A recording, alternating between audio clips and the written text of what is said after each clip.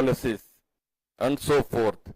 Therefore, if any of the above scenarios exist, then the methodology adopted would yield an incorrect and false positive result and hurt the sentiments of crores of people on the basis of an inconclusive finding, let alone a politician like Mr. Chandrababu Naidu.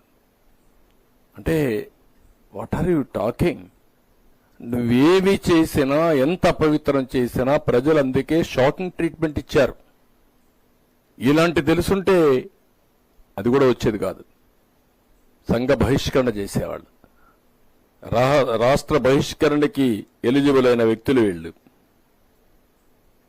ఈ లెటర్లో మీరు ఒకసారి చూస్తే ఎంత అబద్ధాలు రాసేస్తున్నా అంటే 15,000 కేజీల నెయ్యి తయారీకి 3,75,000 లీటర్ల పాలు అవసరం అవుతాయండి.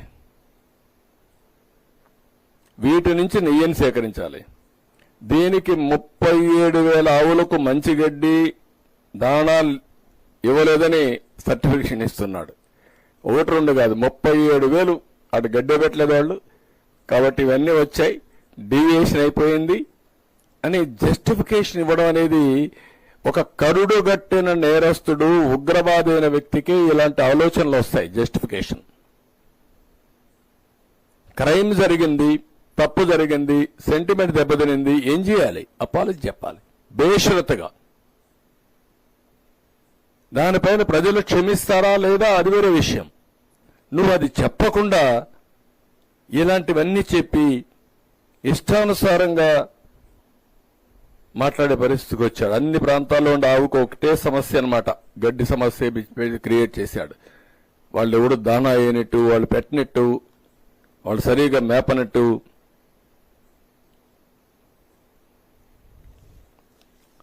ఇది కాకుండా ఇంకొక పక్కన మనం చూస్తా ఉంటే ఇవన్నీ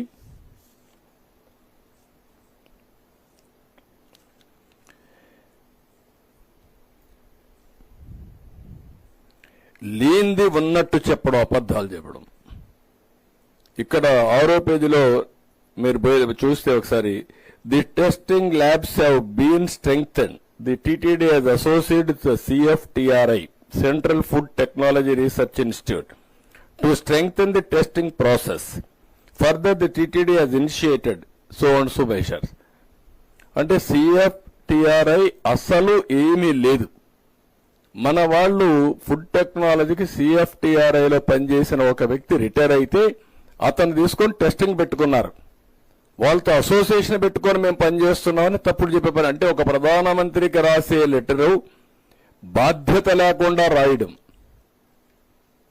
రాసి ఇష్టానుసారంగా మాట్లాడే పరిస్థితికి వచ్చారు. ఇంకొక పక్కన మీరు చూస్తే ఎంత టూ మచ్ అంటే, ఈ పేరా చూసినప్పుడు, sir I would like to point out another issue that exposes the insincere and collusive attitude of mister Naidu.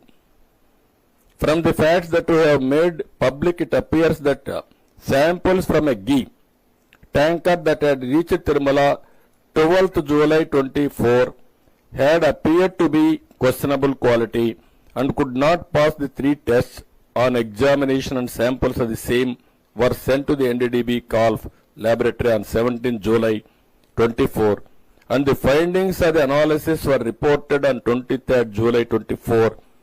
It is crucial to note that the ghee allegedly adulterated was rejected and not allowed to enter the premises of the TTD.